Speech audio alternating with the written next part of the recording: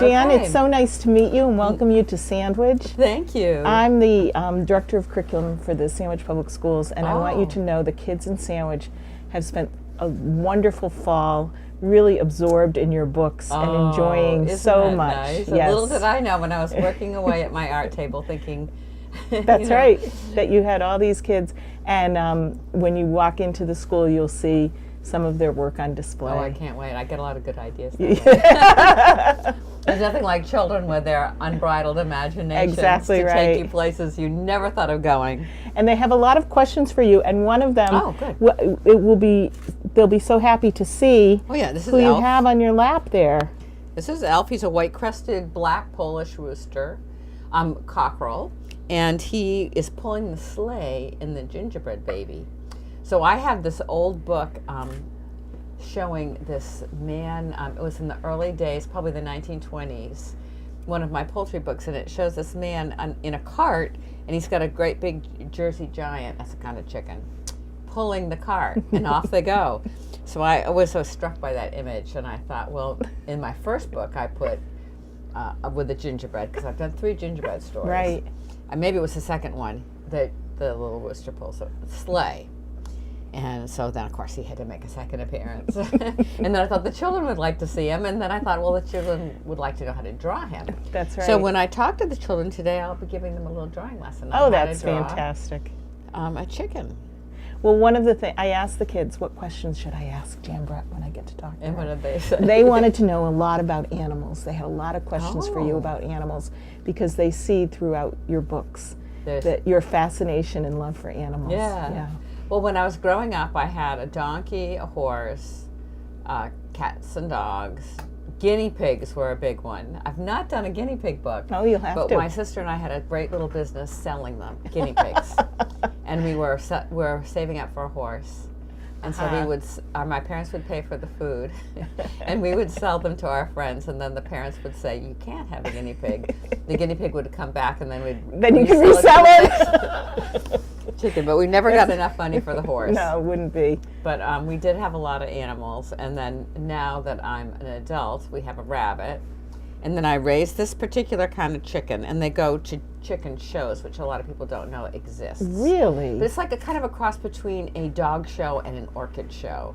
I mean, they don't prance around an arena like a dog would, but they do look very beautiful, like an orchid would. Yeah. And so Joe and I have a little trailer, and we go all over the country. Oh, that's so fun. With our chickens, and we have a whole lot of chicken friends. And who knew? They have lots of babies, especially this guy. He's a champion. Okay.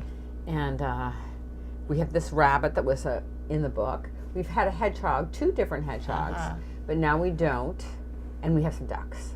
I see. Wild. They're more like wild ducks. Wild ducks. type ducks. They're not actually captured from the wild, but they're not friendly like a domesticated Like your chicken chicken. is. Yeah. And how many chickens like that do you have? Oh, I have a lot. And The this- number is undisclosed. But this one is traveling. This is a traveling chicken. Yeah, and his wife is there. They have not had a ceremony, but they're good friends. They're good friends, awaiting babies. The other feature that the kids talked about in your books is the trolls. The trolls. And they love the trolls, and they want to know if you're Maddie in trouble with trolls. Do you Well, relate Maddie with Maddie? is in the gingerbread baby. Oh, good. But Trevor is in trouble with I trolls. see, yeah. And I would say definitely yes, because we used to go skiing up in Sugarloaf, and my parents, in order to save money, would give us a half-day ticket, and we would have to climb up this one trail. It was called the Tote Road. It was for novice to intermediate, but it had a giant hill at the end. So we'd be in our snowsuits, and we're climbing, and then we'd turn around, and then 2 seconds we'd be down at the bottom. And I thought, wow, this is skiing. And then later on, I thought it would be a great way that she could get away from those trolls that are trying to take her dog. So that was a really fun story. So definitely I have a lot of sympathy for that little girl, and became part of a story. Yeah, that's great. And they asked also where you get your ideas, and just listening to you chat a little bit, I can see that. Well, my husband Joe is in the Boston Symphony. Yes. So this gingerbread Christmas, you can see there are all these musical instruments. that are made out of gingerbread. And I thought, well, if you open the oven too soon and the gingerbread cookie comes out alive, what would happen if you put a musical instrument cookie in there? They would come out playing, of course, if you use the same logic. And I thought this would be a great chance to show some of the instruments in the orchestra that I love listening to. So many of these instruments are played by actual people I know that are friends. Oh, that's Tom fun. Martin plays the clarinet, and he's just amazing, the color he gets from the instrument. So there's a clarinet, there's a trumpet. What is Tom's last name? Rolfe. Tom Rolfe plays the trumpet, and he's an amazing player. Joe, of course, my husband Joe plays the double bass. I have a number of cellist friends, Owen Young, Martha Babcock, and so I was able to make their instruments into cookies that then talk and play and made a story. Well, we've been all about Jan Brett all fall. You have. And we have Thank our you. music teacher here today with he's put together a little string group just for you. Oh, that's amazing. So there's going to be 2 cellists and some violinists, 5th and 6th Little graders. Did I know. Yeah. Little did I know. So it's kind of our Jan Brett orchestra on I your will be behalf. thrilled to hear. Isn't that neat? Yes. Yeah. Maybe we can even have a few cock-a-doodle-doos in there.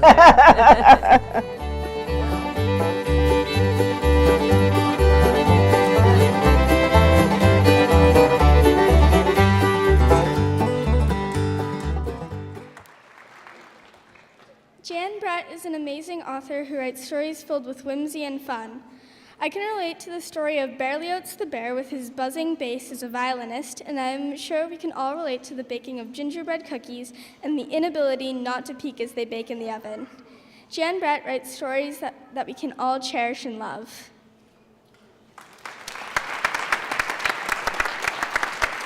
Thank you so much. So I'd like everyone to give a very, very warm, loud welcome to Jan Brett. Thank you. Thank you. Thank you for that nice introduction. You all played so beautifully. It was quite touching to hear you backstage. So congratulations and good luck in your careers as musicians. I'm so happy to be here among all of you book lovers. It's a great honor. It's the beginning of our 3-week book tour. Bye, everybody. Thank you. And cello. And so this is our 2nd day, and when I say our, it's because my husband Joe travels with me, and he has a connection to this book, because I don't know how many of you are also musicians, but my husband Joe plays the double bass, and he's been playing the double bass in the Boston Symphony, and this is his 55th year. So Joe, can you say hi? I go to all his concerts, and I get a lot of ideas listening to music. So today, I would like to tell you a little bit about how I got the idea for Gingerbread Christmas. I'm going to draw you a picture and show you one of my inspirations, and then say a few words about your creativity, which will probably be the most important thing of all, because that has to do with the future. So when I go out to my mailbox or look at my email, the question children ask me the most is, how do I get ideas for my books? So when I'm listening to music is like one of the great places to start listening and to start thinking. But when I was in kindergarten, if you went into my class and said, what do you want to be when you grew up? I'd say, children's book illustrator. And I think that was because I was really shy. And when I spoke, nothing really came out the way I wanted it to. But when I drew a picture, I had a lot of time to think about what I was going to put on the page and what the emotions of the characters would be and all the kind of things that a slow thinker would be able to put on there, which that's what I definitely was. So that's the beginning of it, and I got to draw horses, and the horses got to be pretty good, and then I thought, well, I could probably draw other things, and then now that's my job. And it's even better than I thought, because every morning I get up, have breakfast, and then I get to color all day long. So I would like to tell you how I got the idea for Gingerbread Christmas. So I started out with the first book, The Gingerbread Baby, and then The Gingerbread Friends, and then this is the third book. But the gingerbread boy or the gingerbread baby is a folk tale that's told in many countries, and it's either a gingerbread cookie or a pancake or a corn cake that gets put into the oven, and then they open the door too soon and he comes out alive, talking and running with a nose and a mouth and eyes. And when I read the story, I loved the rascally, mischievous nature of the gingerbread baby, but I identified with the baby. So when he got eaten by the fox, which is traditionally what happens to him, he gets his comeuppance, I felt it was a little bit harsh, because I was thinking, this guy can talk and walk, and why should he be eaten? So in my story, I had a creative ending. In the borders, you can see the little boy Maddie making a beautiful gingerbread house, and the gingerbread baby escapes into that house. So then many years later, you see the little gingerbread baby sees his friend Maddie coming back from the village, and he has seen a bandstand down there, and the gingerbread baby said, I think I'll bring my band and play there. And Maddie said, but you don't have a band. Because, when you're little, you always have these great ideas, and then there's all these little details that you have to kind of play catch up on.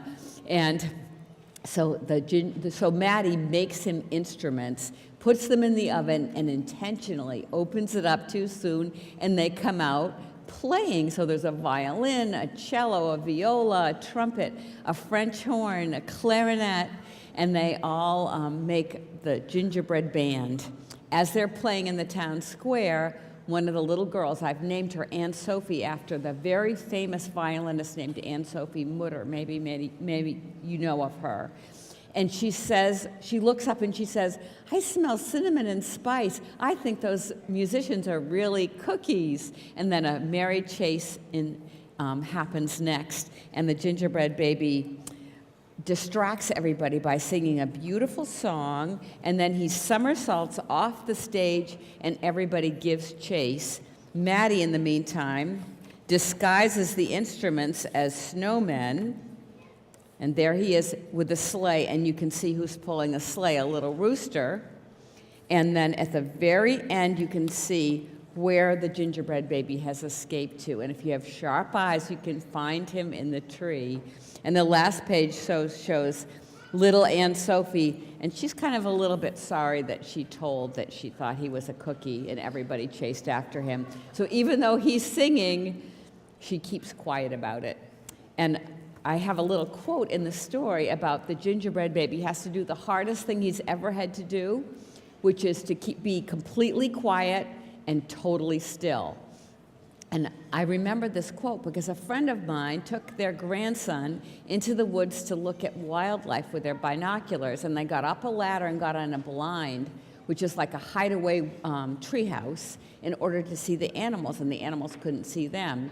And while they were up there, the grandfather said, now you have to be absolutely quiet and completely still. And Axel, the little boy who was 6, said, I'm 6 years old, Farfar. I can't be completely quiet and absolutely still. And when he told me that story, I thought, well, that little boy had a lot of self-realization. I have to put that in a book someday.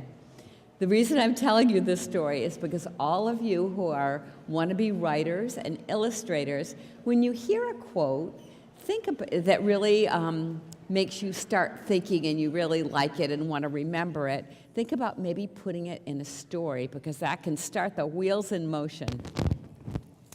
So I'm going to put this aside, and I'm going to draw you a picture of one of my characters in the book. But first I want to introduce you to Elf. Elfie, you want to come say hi?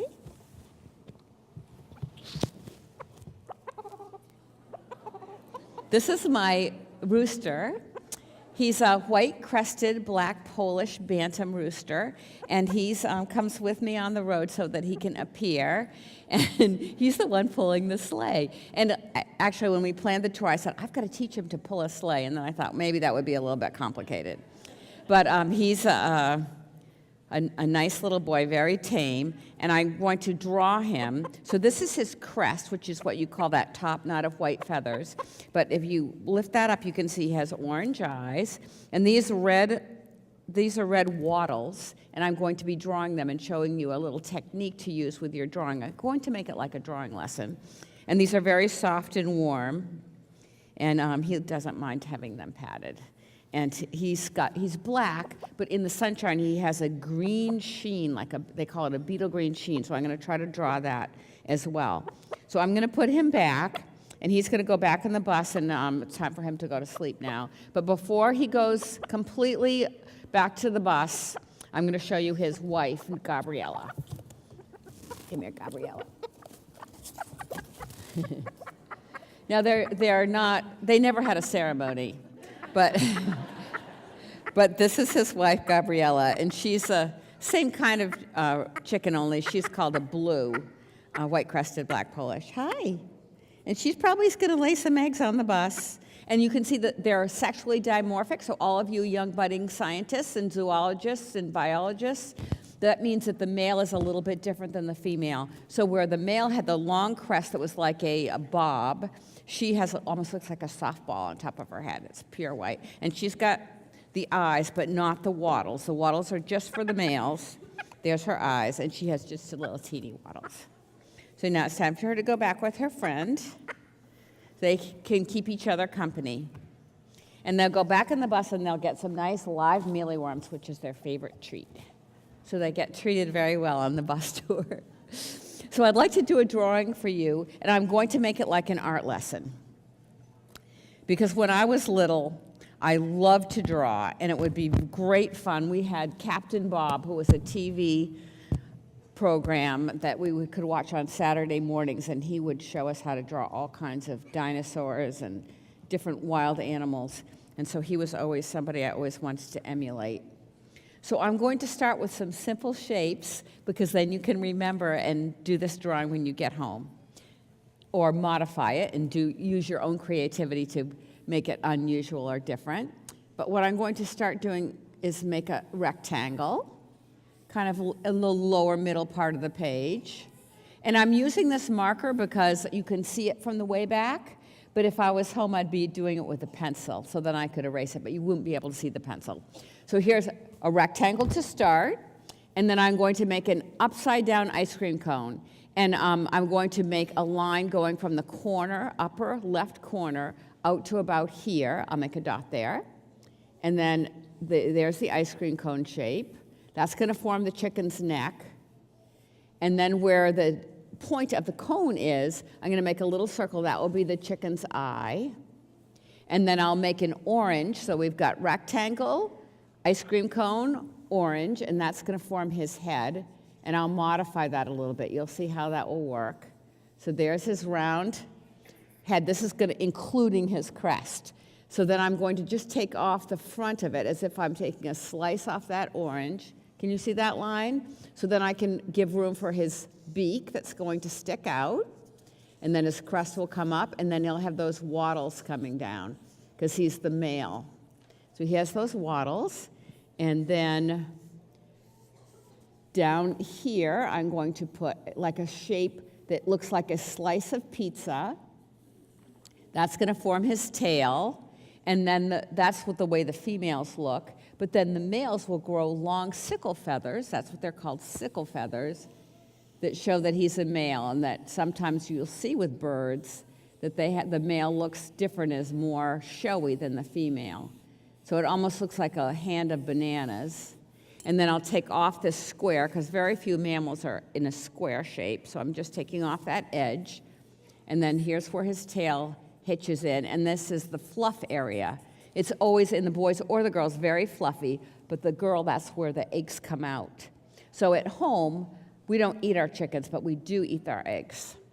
Underneath this, at this bottom part, I'm going to make a W, and that will be his legs. I'm going to make one part of the W a little bit smaller than the other, because this will be the leg that's most forward.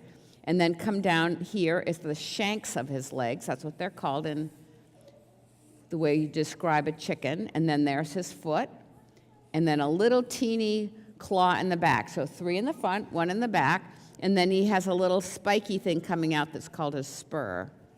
Now, if he was just 1 year old, he would be called a cockerel, and he would not have that spur yet. They only grow them when they're about 1 or 2. And Elf he is 3 years old, and Gabriella is 5. So now I'm going to extend that orange shape, round orange shape, to show his crest.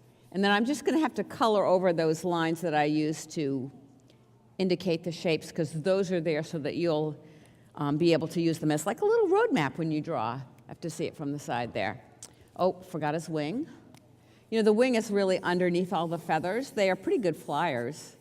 And then he has some saddle feathers covering it. And now I'm going to color him in. Oh, and put a little ground here. Otherwise, he looks like he's floating. And then I have my markers. And, you know, I brought my markers with me because usually I use watercolors. It takes me an hour just to do an inch. So you wouldn't want me to be here until like 1 o'clock in the morning. So I'm doing a fast version with these markers. And if any of you, I'm sure most of you are artists, but if any of you are thinking of a present that you might want for a birthday or a holiday, these markers are great. They're called Prismacolors, and they have a thick end and a thin end, so you can do details with the thin end. And then they're translucent, which means you can somewhat see through them. So you can put one color on top of another, and it gives a really vibrant look. So I'm going to do his wattles with this kind of pink color. It says magenta on the side of the marker, but it's really more of a pinky salmon color. And then over it, I will do this darker red and outline it, and you'll see how it makes it look a little bit more realistic. It looks more three-dimensional. And then around his eyes, I'm going to take special care. And then the wattle that's furthest away, I'm going to make the dark red so it looks like it gives the illusion of being far away. So you can see how just that 2 tones can create a more of a lifelike look. Now, I spent a lot of time with the eyes. I'm making him look a little bit worried, but also curious.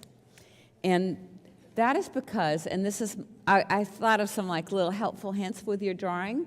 And the first one is, when you're drawing a character, pay the most attention to that character's eyes. Because whether it's an animal or a person or even a robot, as human beings, that's where we look to try to figure out what a person is thinking, or an animal.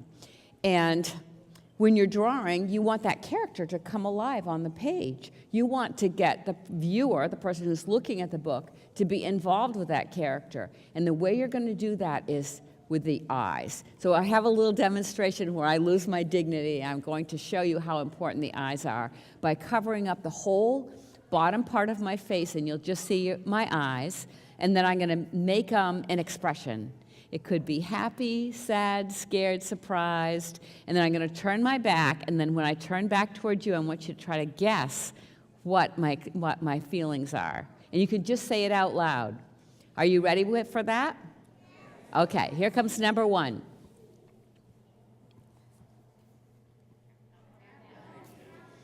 Happy. So what I think happens is, you just saw my eyes, but you knew I was happy, is when you smile, it kind of pushes up, your smile muscles push your cheeks up, and then it makes your eyes more crescent-shaped or squinty, and then my eyebrows probably went up a little bit, and you said, I'm happy. So let's try another one and see if you can guess it.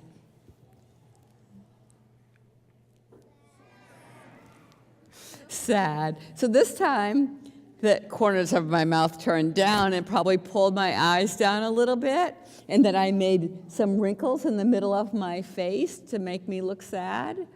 And my eyebrows went up probably in the center. So whether it's a cartoon or a more realistic picture, you can look in the mirror and say, well, how does my face look when I'm thinking this way? And then you can put it into your drawing. So here comes number 3. See if you can guess this one.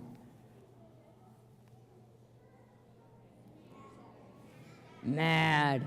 So this time I added a little bit of body language, which you can also do in your drawings. So when I was looking mad, I kind of hunched my shoulders a little bit and stiffened all the muscles in my upper body and clenched my fists and leaned forward a little bit, as if, like let's say I went outside of my house and somebody had cut all my flowers. I'd be, like that. So that's what I was thinking when I was making that expression. And when you think about your characters, when you're drawing them, what are they thinking? Try to put that into their eyes. So I think what happened is I kind of twisted my mouth, and then I've got a big furrow in the center of between my eyes. Don't do that too often. You get wrinkles from that.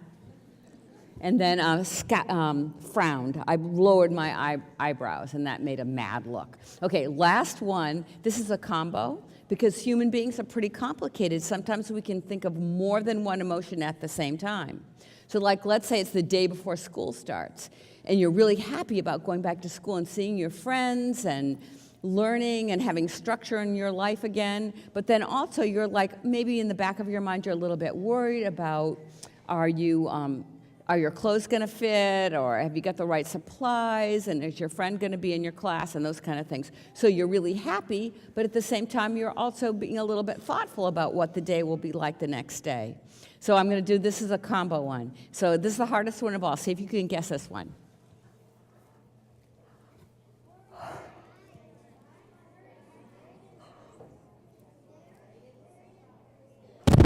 I didn't hear too many voices, but I heard surprise, and I was trying to look like I was in wonderment. So that's why I said it was a little complicated, because whoever thinks wonderment.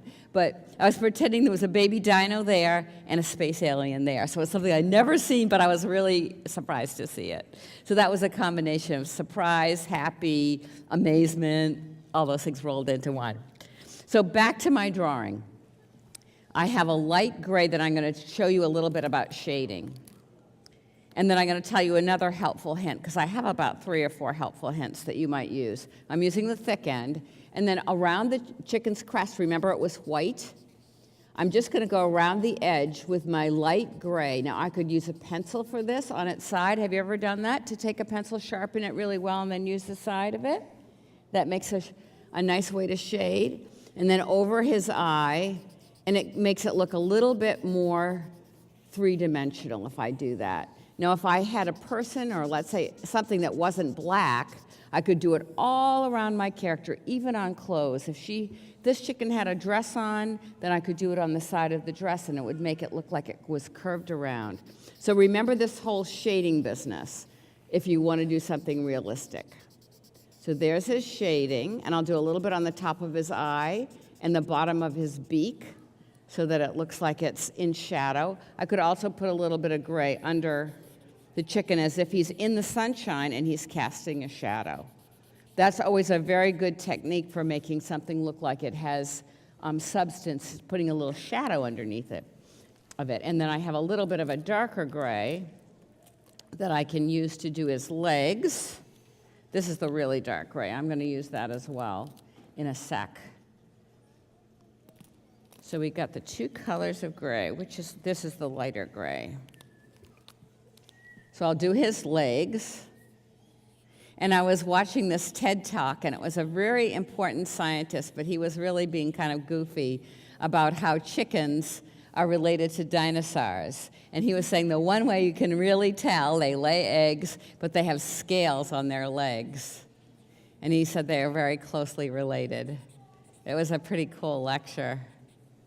And then I can just go around the edge of his crest with the gray, this darker gray, and then I'll put a little texture in. So I do this all the time when I'm using my watercolors. And you can see how that looks a little bit more rounder. So that's a technique that you can use on a lot of different things, not just chickens. And while I've got my orange out, I'm going to make do his eyes. And different breeds of chickens have different colors of eyes.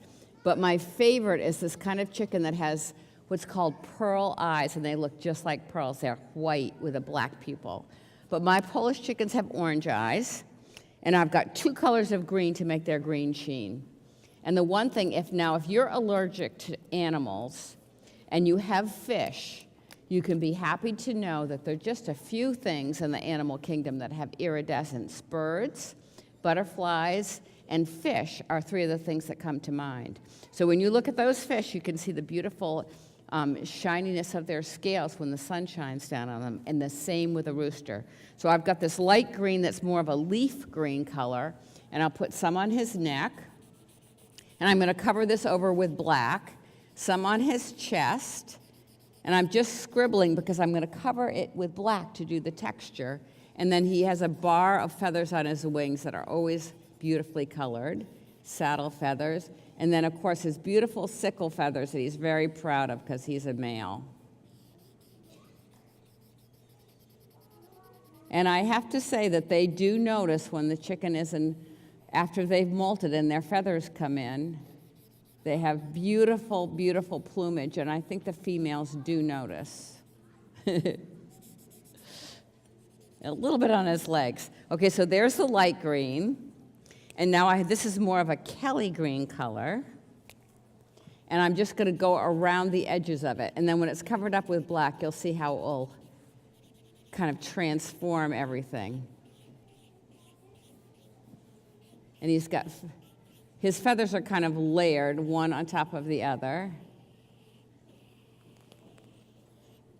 And if I leave a little white, that's okay, because a lot of times there's things in nature that sparkle in the sunlight, and you'll see that they look almost white from a distance. And now I have a dark gray. I must have put it back. The challenge is to be able to draw and hold all these different colors. Okay, so here's the dark gray. So I'm going to do almost like a reverse shading, and I'm going to put the lighter color gray, oops, that's the thin end, all around the edge of him. And it will be a nice effect. Now, if any of you have a Labrador Retriever that's black, you'll know how hard it is to draw a black animal. So this is very, very dark gray, almost as black. And there's his saddle feathers. And so you have to rely on the shininess of the animal to show its different parts. You know, you have your silhouette where you've drawn it.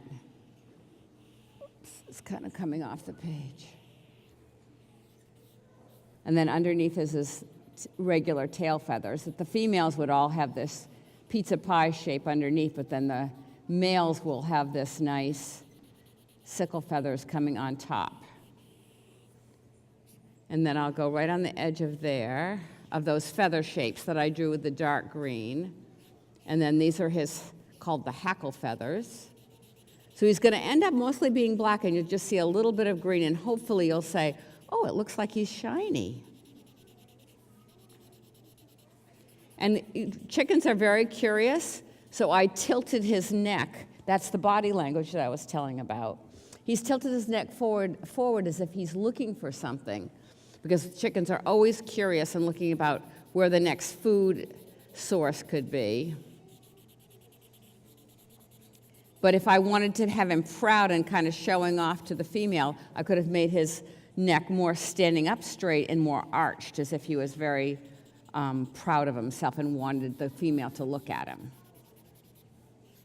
So he is almost finished, if anybody's getting impatient. But this might be a good time for me to encourage you to do your own drawing.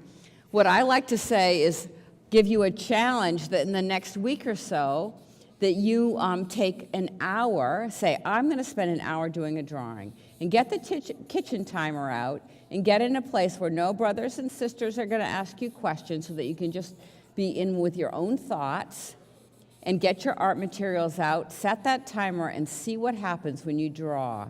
You can be, riding your bike or at the bus stop or whatever, and you can be thinking of what you might want to draw, and then when it comes time to draw it, the trick is to kind of create a world, and then as you're creating a world, different ideas will come to you.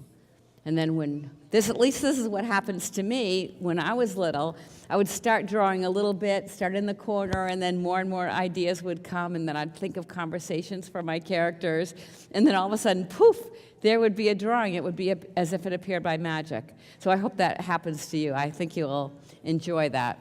And now I've got the really black, and I'm just going to go under his wing and just do a few little details here to show the feathers on his wings and the feathers coming down here to give a more realistic look.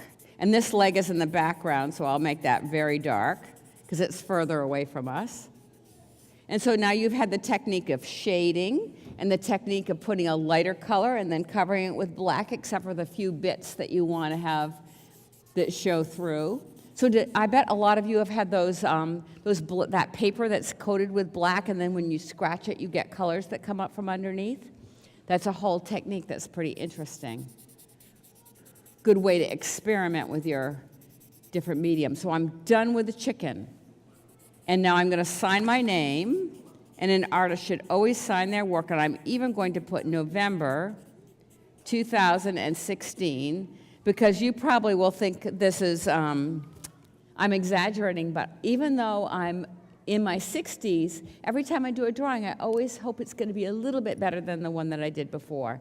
Because drawing is something that the more you practice, the better that you get at it. And you don't really even need a teacher. All you need is materials and time and the will to say, I want to get better, and looking at things in nature or from your imagination and putting them down on paper. It's a very human ability, and you all have it. As a matter of fact, the one thing I like to all close with and encourage you is that if you look at your finger or your thumb and you look really closely at the skin there, you can see that there's like little ridges, tiny, teeny, tiny ridges in your skin. That is your fingerprint. And you know that everybody in the world has a different fingerprint. There is nobody that has two just alike. And that is the same way when you draw a picture. You are drawing from the gifts that were given to you, only you, that combination, and the experiences that you've had as a human being. And that's what will make your drawing totally unique. So it's not so much a question of how good you can draw, it's a question of, will you sit down and do that drawing so all that creativity will appear in your picture. So that's why I hope to encourage you to be creative and use all that energy that you have inside you for to create a beautiful picture that we can all admire and love. Thank you very much. Thank you.